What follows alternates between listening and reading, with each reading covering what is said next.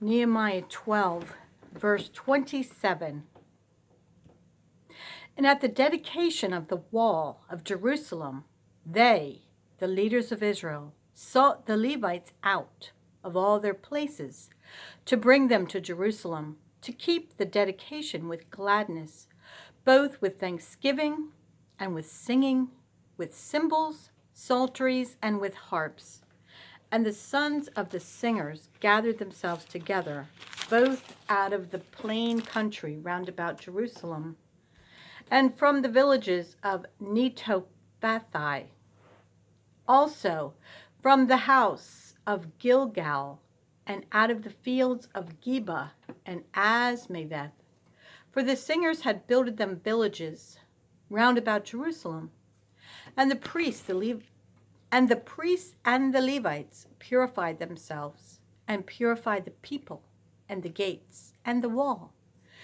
Then I brought up the princes of Judah upon the wall, and appointed 2 great companies of them that gave thanks, whereof one went on the right hand upon the wall toward the dung gate, and after them went Hoshea and half of the princes of Judah, and Azariah, Ezra, and Meshullam, Judah and Benjamin, Shemaiah and Jeremiah, and certain of the priest's sons with trumpets, namely Zechariah the son of Jonathan, the son of Shemaiah, the son of Mattaniah, the son of Micaiah, the son of Zachar, the son of Asaph, and his brethren, Shemaiah and Azareel, Milalai, Gilalai, Mai, Nathaniel, and Judah, Hanani, with the musical instruments of David the man of God,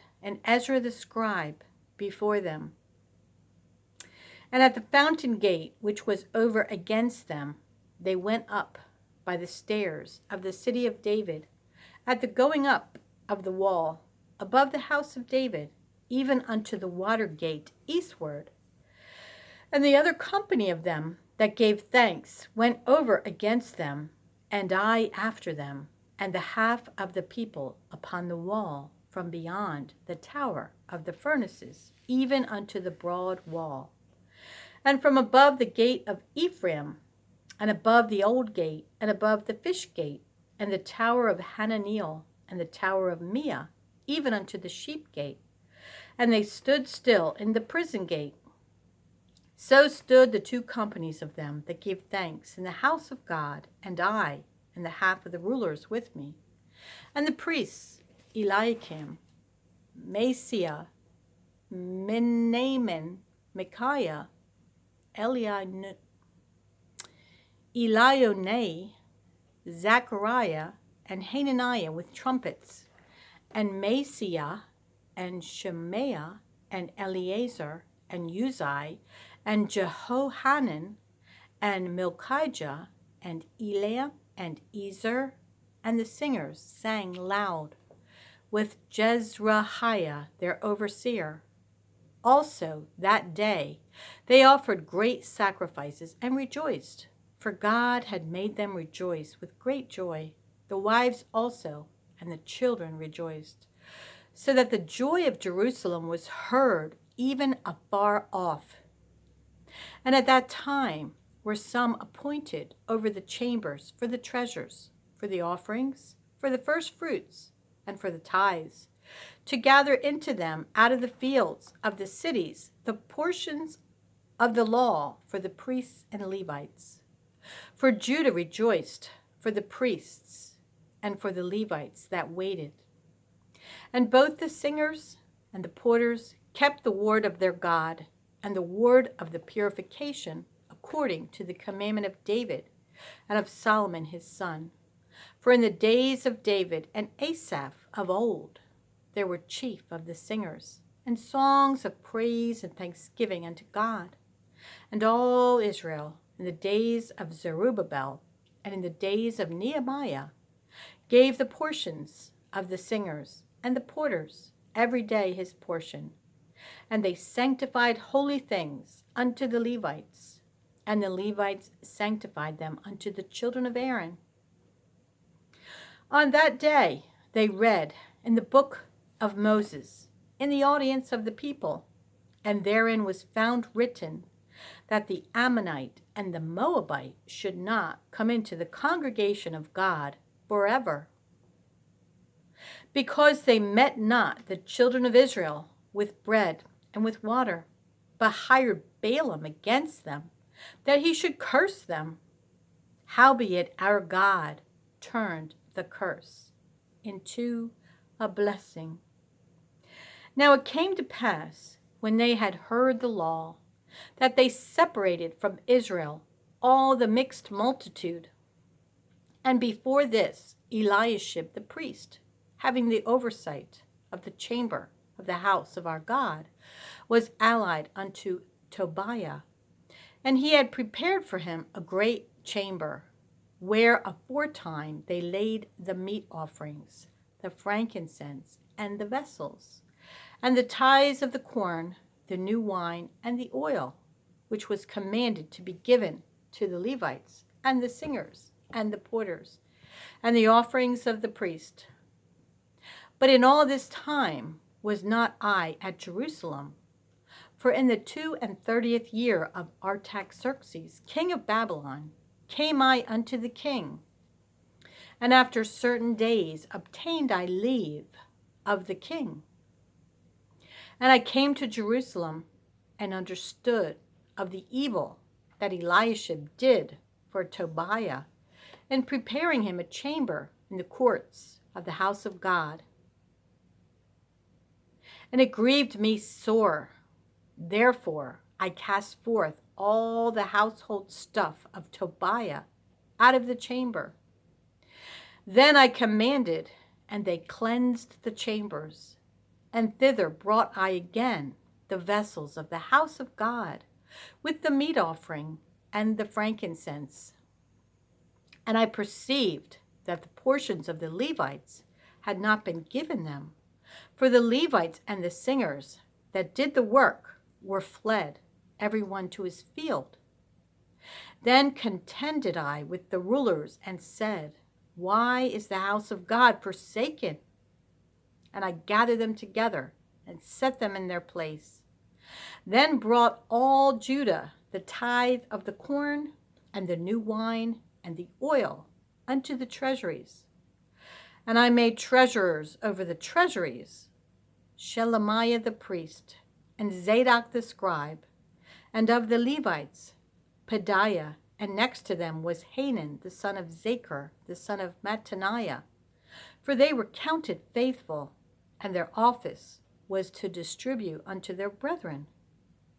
Remember me, O my God, concerning this, and wipe not out my good deeds that I have done for the house of my God, and for the offices thereof. In those days saw I in Judah some treading winepresses on the Sabbath, and bringing in sheaves, and lading asses, as also wine, grapes, and figs, and all manner of burdens, which they brought into Jerusalem on the Sabbath day. And I testified against them in the day wherein they sold victuals. There dwelt men of Tyre also therein, which brought fish and all manner of ware, and sold on the Sabbath unto the children of Judah, and in Jerusalem. Then I contended with the nobles of Judah, and said unto them, What evil thing is this that ye do, and profane the Sabbath day? Did not your fathers thus, and did not our God bring all this evil upon us, and upon this city? Yet ye bring more wrath upon Jerusalem by profaning the Sabbath. And it came to pass that when the gates of Jerusalem began to be dark before the Sabbath, I commanded that the gates should be shut, and charged that they should not be opened till after the Sabbath. And some of my servants set I at the gates, that there should no burden be brought in on the Sabbath day. So the merchants and sellers of all kind of ware lodged without Jerusalem once or twice. Then I testified against them, and said unto them, Why lodge ye about the wall? If ye do so again, I will lay hands on you. From that time forth came they no more on the Sabbath. And I commanded the Levites that they should cleanse themselves, and that they should come and keep the gates to sanctify the Sabbath day. Remember me, O my God, concerning this also, and spare me according to the greatness of thy mercy.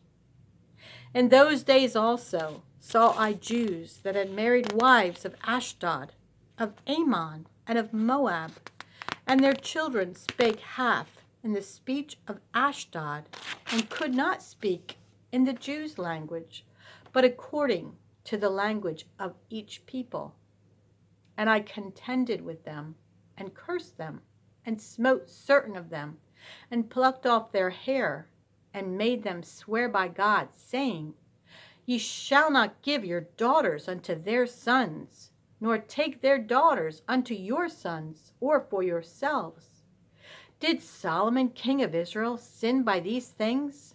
Yet among many nations was there no king like him, who was beloved of his God, and God made him king over all Israel.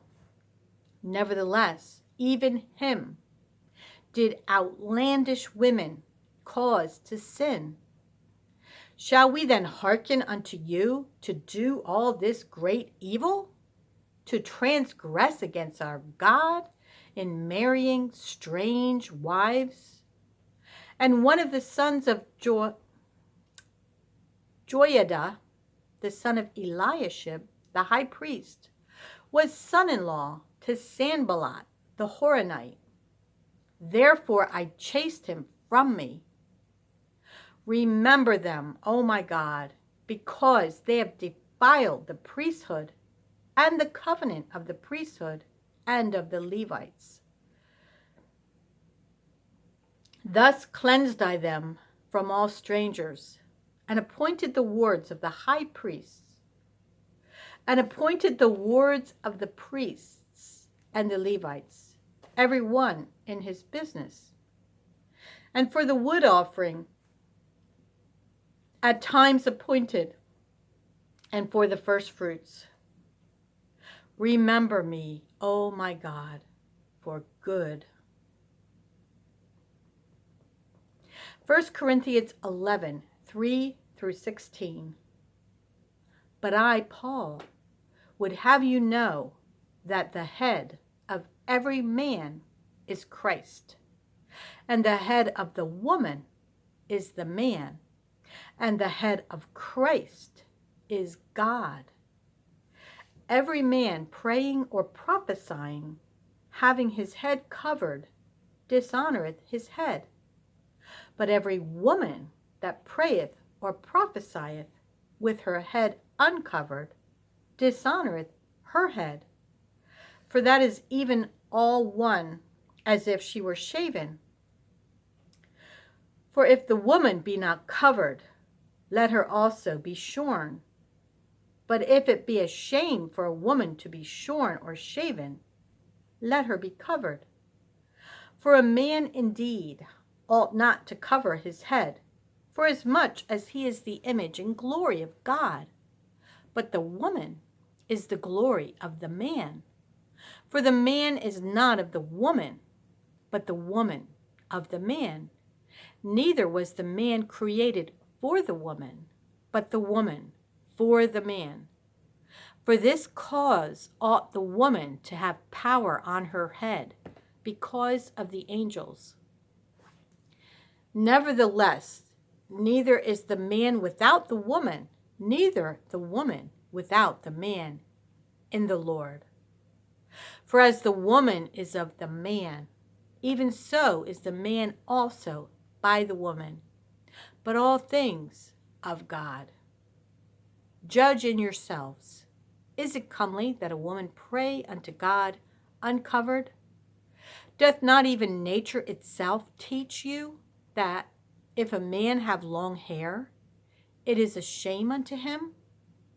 But if a woman have long hair, it is a glory to her, for her hair is given her. for a covering. But if any man seem to be contentious, we have no such custom, neither the churches of God. Psalm 35, 1 through 16. Plead my cause, O Lord, with them that strive with me. Fight against them that fight against me. Take hold of shield and buckler, and stand up for mine help. Draw out also the spear, and stop the way against them that persecute me. Say unto my soul, I am thy salvation. Let them be confounded and put to shame that seek after my soul. Let them be turned back and brought to confusion that devise my hurt. Let them be as chaff before the wind, and let the angel of the Lord chase them. Let their way be dark and slippery, and let the angel of the Lord persecute them. For without cause have they hid for me their net in a pit, which without cause they have digged for my soul. Let destruction come upon him at unawares, and let his net that he hath hid catch himself. Into that very destruction let him fall. And my soul shall be joyful in the Lord. It shall rejoice in his salvation. All my bones shall say, Lord, who is like unto thee, which delivereth the poor from him that is too strong for him, yea, the poor and the needy from him that spoileth him. False witnesses did rise up. They laid to my charge things that I knew not. They rewarded me evil for good, to the spoiling of my soul. But as for me, when they were sick, my clothing was sackcloth. I humbled my soul with fasting, and my prayer returned into mine own bosom. I behaved myself as though he had been my friend or brother. I bowed down heavily as one that mourneth for his mother. But in mine adversity they rejoiced, and gathered themselves together. Yea, the abjects gathered themselves together against me, and I knew it not. They did tear me and ceased not. With hypocritical mockers and feasts, they gnashed upon me with their teeth. Proverbs 21, 17 and 18. He that loveth pleasure shall be a poor man. He that loveth wine and oil shall not be rich. The wicked shall be a ransom for the righteous, and the transgressor for the upright.